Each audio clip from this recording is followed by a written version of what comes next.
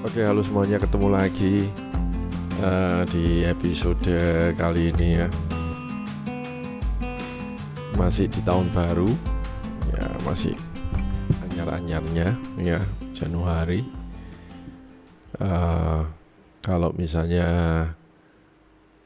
cyclist itu biasanya di tahun-tahun menjelang tahun baru atau tahun-tahun yang baru ini ya sudah mempunyai pikiran-pikiran upgrade apa dan apa yang bisa paling enggak memberi semangat baru ya, memecahkan rekor baru dan sebagainya. Apa di sepeda saya yang bisa diudak-udak, parts-parts yang perlu diganti dan sebagainya, agar performanya juga paling enggak meningkat walaupun sedikit ya, meningkat lah, ada peningkatan, jadi tidak menurun ya. Jadi kita jaga terus performanya agar selalu naik begitu ya. Saya teringat sewaktu saya bekerja di dunia sepeda itu, seorang customer yang benar-benar ya masuk akal ya, alasan-alasan dia itu masuk akal ya. Seorang customer yang istilahnya bukan berbadan atlet, orang biasa dan sebagainya, ingin menikmati bersepeda. Bukan hanya menikmati bersepeda, tapi ingin menikmati performa itu kayak apa sih ya, ingin merasakan, mencicipi gitu loh ya, mencicipi menjadi bagian dari performance di cycling itu apa gitu, yaitu bersepeda cepat itu rasanya kayak apa sih, nikmatnya. Sepeda mahal itu sampai di mana sih, ya kan? Komponen-komponen yang premium itu bisa menjadikan sepeda itu seperti apa sih? Sampai mana sih? Ya gitu loh. Ya. Ketika dia berdiskusi dengan saya, akhirnya dia mengungkapkan bahwa saya ini punya uang, ya, uang saya punya gitu. Nah, kenapa kok saya tidak bisa menikmati? Maksudnya, apakah dilarang kalau saya membeli barang itu yang mahal itu? Enggak kan? Jadi saya orangnya ini terbatas, fisik saya nggak mungkin lebih lagi. Masuk akal karena kalaupun dia latih sedemikian rupa, dia tetap tidak akan bisa menjadi atlet. Tapi nggak ada salahnya kan kalau dia mau jadi atlet wannabe, ya dong. Ngerti kan? Atlet wannabe. Jadi pura-pura atlet nggak masalah kan? Atau etok-etok atlet nggak masalah kan? Ya, fine-fine aja. Jadi saya akan menggunakan uang yang saya punya untuk membeli komponen-komponen itu. Kemudian saya menikmati sampai di mana komponen-komponen itu memberikan saya kepuasan dalam performa. Frame mahal, saya beli. Grup set ringan mahal, saya beli. Wheel set karbon mahal, saya beli. Tancepin dah. Kokpit mahal, karbon yang ringan, tancap semua, saya mampu beli kok, nggak masalah. Ya. Dan hasilnya dia puas. Dia mendapat kepuasan bahwa performannya dia memang bisa di atas teman-temannya. begitu. Jadi istilahnya bagi dia uangnya itu worth it. Saya mengeluarkan total misalnya lebih dari 170 juta misalnya. Misalnya untuk sebuah road bike karbon yang high spec misalnya. Tapi di jalan yang tadinya saya sepedaan hanya sekian, ternyata saya bisa menikmati nikmatnya bersepeda dengan kecepatan 40, 45 bahkan 50 pun saya bisa. Nikmat sekali. Salahkah dia? Enggak. Fine-fine aja. Fine-fine aja. Ya. Oke, sejenak kita lupakan dulu ya dunia cycling. Kita ke dunia yang sehari-hari aja misalnya. Ya. Anda tahu sendiri kan di negara Korea itu adalah Korea Selatan khususnya ya. Adalah negara yang tingkat operasi plastiknya itu tinggi sekali. Konon katanya kalau di Korea Selatan cewek-ceweknya ugly atau cewek-ceweknya itu nggak cakep gitu. Laki-lakinya yang cakep-cakep. Makanya cewek-ceweknya perlu operasi plastik. Tapi di atas Korea Utara kebalik. Cewek-ceweknya cantik-cantik. Nggak dioplas pun natural, cantik kalau di Korea Utara. Lakinya yang jelek-jelek mukanya. Ya itu konon katanya orang Koreanya sendiri. Tapi anyway di Korea itu kan misalnya oplas itu begitu kayak makanan sehari-hari. Ya, jadi sampai-sampai bahwa hadiah ulang tahun seorang ayah kepada anak perempuannya yaitu dana untuk operasi plastik untuk mempercantik anaknya itu. Saka? Ya sah-sah saja, itu uangnya sendiri kok. Saka merubah wajah?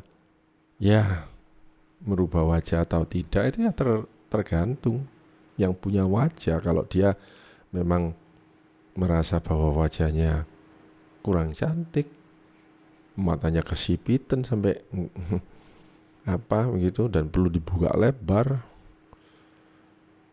dan sebagainya, ya bahkan sampai merambah ke ibu-ibu Indonesia yang Anda tahu sendiri artis-artis itu yang mukanya seperti itu, kemana mereka operasi? Ya ke Thailand kek, ke Korea kek, kemana kek?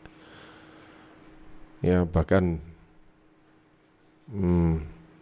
ada istri-istri juga yang istri teman juga yang misalnya perutnya itu agak menonjol begitu walaupun dia cantik tapi dia tidak merasa nyaman dan dia tidak merasa cantik ke Korea hanya untuk tummy tuck.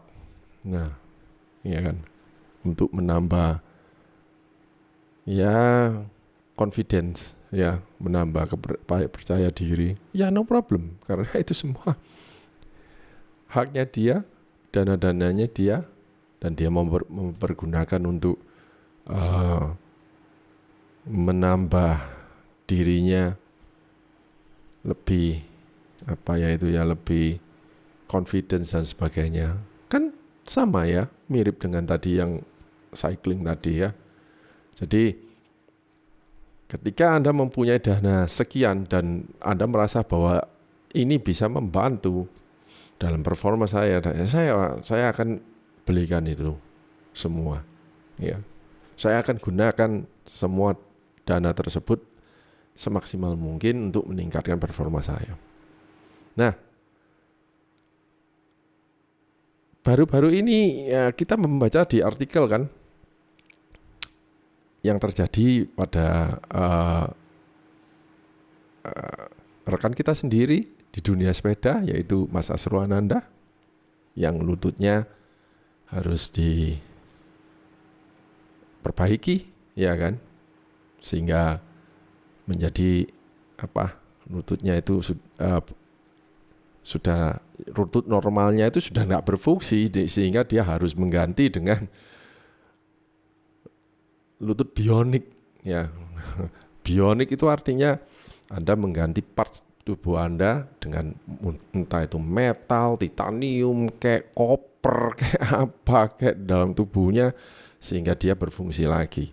Saya teringat waktu masih kecil itu, ya saya melihat film seri The $6 Million Man. Ya, The $6 Million Man. $6 Million Man itu puluhan tahun yang lalu. Dan sampai sekarang pun $6 million itu masih mahal sekali. Ya, $6 million itu masih mahal sekali. Saya nggak ngerti, saya nggak punya bayangan kalau misalnya di cash 100 ribuan itu bisa berapa tumpuk begitu ya. $6 Million Man itu tentang mungkin seorang superhero, manusia kelihatannya sih seperti manusia biasa, tapi jeroannya itu semua robot semua. Bukan robot, artinya jeroannya itu metal-metal. Balungnya metal, mungkin otaknya ya juga sudah komputer dan macam-macam, Bionic Man ya. Ya bisa dikatakan juga bahwa begitu Anda mengganti parts yang natural dalam body Anda, badan Anda menjadi parts yang mechanical ya, atau parts yang tidak dalam tubuh Anda itu misalnya metal dan sebagainya, Anda sudah menjadi Bionic Man. Ya. Manusia bionik ya. Dan ternyata manusia bionik itu makin bertambah. Makin bertambah. Contohnya ya kita sudah punya tahu ya bahwa ternyata Kohai sendiri ya itu kedua lututnya sudah diganti.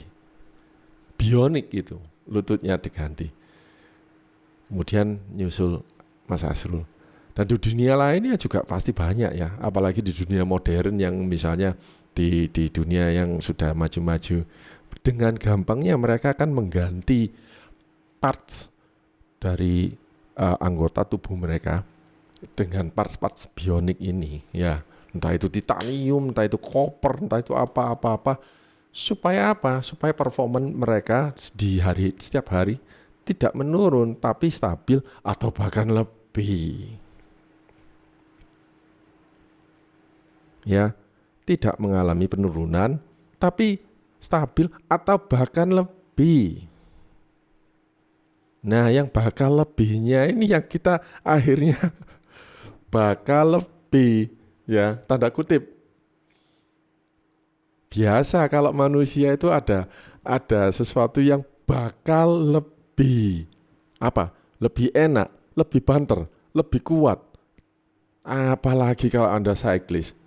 Tambah banter, wah mau aku. Tambah kuat, wah mau aku. Tambah gak kesel, mau aku. Tambah gak gesekan, mau aku. Karena kalau misalnya lutut Anda masih natural, gesekan antar tulang, ya saya tidak paham banget ya. Terus mari gitu, habis itu minyak-minyaknya atau apa itu bertambahnya usia, ya. Ingat saya kepala 5. Kalau Anda belum kepala 5, awas, hati-hati. Karena Anda nanti akan mengalami sama kehausan. Ya, dengkulmu aus. Ya itu. Ya, jadi mau tidak mau nanti akhirnya ya mengganti parts-parts bukan hanya untuk sepeda. Tubuh manusia sendiri itu mudah sekali. Ya, mudah. Transplant, heart transplant, jantung dan sebagainya. Transplant kidney, transplant ginjal, transplant mata, transplant apa, bahkan transplant alat vital pun sudah ada. Alat vital penis ya, dan makin greng katanya. Jadi dari situ bisa diambil kesimpulan tahun 2026 Apa sing mesti diganti iki? Ya, pikirannya manusia. Ya, aku punya uang, aku punya dana, semua sudah ada. Ya, saya punya asuransi, saya punya begini, saya punya begitu. Ya, ganti sepeda, oh wis mentok sepedane, mentok, frame mentok, udah kebeli, parts komponen mentok, udah kebeli, semua udah kebeli. Coba, apa yang dari tubuh saya yang bisa tak ganti? Ya, saya kalau sepedaan, kenapa kok misalnya saya sudah beralih ke flat bar, itu karena saya menjaga agar itu belakang saya ini tidak overload, ya, dalam ya. Bisakah saya ganti tulang belakang misalnya? Ya, bagi mereka yang mengalami selalu sakit di bokong sehingga Anda harus ganti-ganti bak sadel. Siapa tahu bukan sadel Anda yang problem, bokong Anda. Ternyata ganti aja bokong bionik, ganti bokong titanium, tulang bokongnya itu. Kalau tulangnya titanium kan Anda paling enggak sudah mati rasa, nggak perlu. Jadi Anda duduk aja ribuan kilometer menter. Ya, oke. Jadi apa yang perlu saya ganti? Perlukah saya ganti lutut saya? Ya, mungkin untuk saat ini pergantian lutut itu kalau dalam situasi emergency seperti situasinya Mas Asrul yang lututnya sudah sudah terlalu parah, atau Kohai yang karena umur ya sudah usang, semuanya untuk usang. Tapi nanti ke depan ya kan tidak nutup kemungkinan misalnya lutut Anda normal pun Anda kepingin ganti ya, seperti yang cewek-cewek tadi itu. Analogi cewek-cewek tadi itu, mukanya lo bagus, wajahnya cantik, hanya sipit sedikit menceng begitu, ndak suka, tidak mengalami problem, ndak suka, ganti. Hidungnya ya mungkin ndak mancung, agak sedikit pesek, tapi dia masih bisa bernapas lancar, lubangnya masih 2 berfungsi, udara masih bisa masuk, tidak suka. Lu ndak ada salahnya dengan hidungmu, tidak suka, saya ganti saja dengan hidung yang lebih mancung, oplas begitu, dengan mudah kan ya. Jadi misalnya salahkah misalnya, atau misalnya seorang memutuskan bahwa lututnya harus diganti walaupun misalnya lututmu nggak ada apa-apa, oh nggak, memang nggak ada apa-apa sekarang, tapi 2 tahun lagi nanti misalnya ada apa-apa, tak ganti saiki sik, jaga-jaga, tak ganti saiki sik, gitu loh. Antisipasi kalau misalnya saya sepedaan, misalnya saya jatuh pas kena dengkulku ben gak babras, gitu. Ya itu dengkul bionik, ya. Jadi ya semua ini akan menjadi kewajaran nanti. Tidak lama persepsi-persepsi bahwa Anda mengganti bagian dari tubuh Anda, memodifikasi.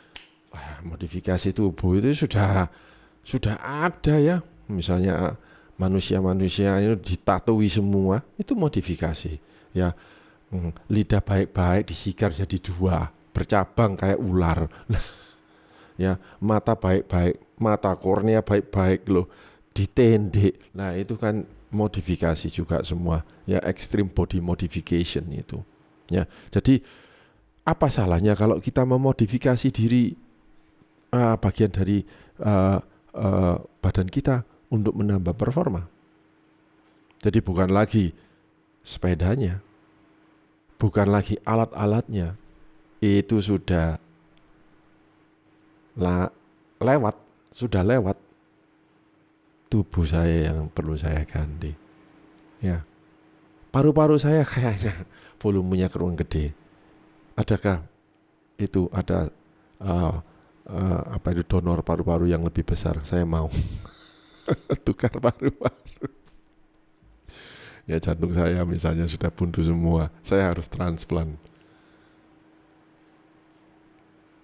Setelah itu jantung Anda cespleng, Anda bisa ngebut sengebut-ngebutnya. Ya, itu menarik sekali sih ya.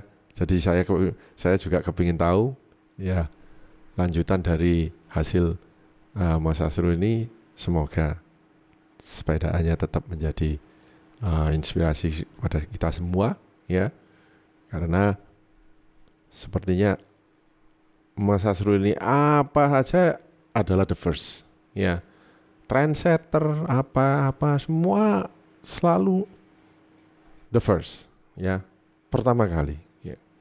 Jadi mungkin bukan pertama kali karena Kohai sudah duluan ya, tapi untuk usia yang di bawahnya itu ya kan, Kohai kan karena umurnya sudah kepala 7 itu sudah luar biasa ya. Bagaimana kesimpulannya? Adakah viewer kita nanti yang berpikiran, oh ya benar juga benar juga ya, saya ada uang, saya kok merasa bagian tubuh saya ini ada yang ganjel gitu. Sehingga membuat saya terhindar dari berperforma begitu ya. Jadi saya tak modifikasi ya. Atau mungkin Anda adalah perenang misalnya, saya ingin menjadi Denny si manusia ikan, di mana di sela-sela tangan-tangannya ini ada kayak selaputnya itu, jadi kayak selaput membantu dia untuk renangnya itu cepat. Saya tak operasi untuk menambah selaput mungkin setengah senti aja, jadi naik setengah senti aja selaputnya di sini agar bisa membantu saya dalam itu dari mengayu airnya itu ya. Oke, jadi episode ini semoga ya bisa menjadi paling enggak, kalau itu entertainment ya bisa menjadi intermezzo, tapi kalau misalnya itu bisa menjadi benar juga ya itu ya, kayak ya seperti itu, saya nggak tahu apa istilahnya itu. Oke. Ya, sekian, terima kasih. Di tahun baru mau ganti sepeda baru atau ganti dengkul baru, pikirkan. Terima kasih.